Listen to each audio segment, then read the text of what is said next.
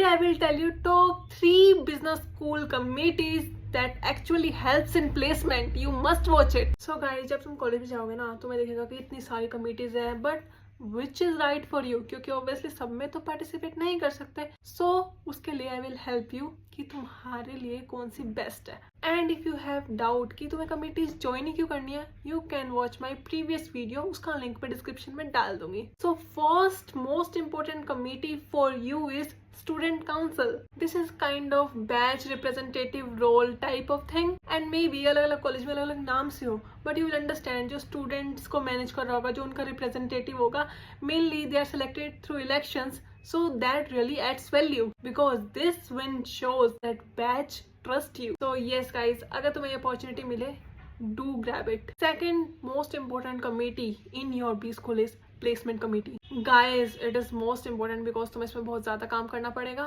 and you will get a chance to interact with different companies and various leaders. And इसके अंदर ना तुम्हारी बहुत सारी skills develop होंगी because you will have lot of stress under this. तुम्हारी stress management quality बढ़ जाएगी and in real you may have to sacrifice your sleep and a bit of your CGPA too, but you will get insane opportunities and they are totally worth it. Third committees you can go for is domain specific. For example, if you have interest in finance, so कोई finance या trading club join कर लो. If you have interest in marketing, तो कोई digital marketing या कुछ creative related कोई भी club join कर सकते हो. And same way in operations and consulting.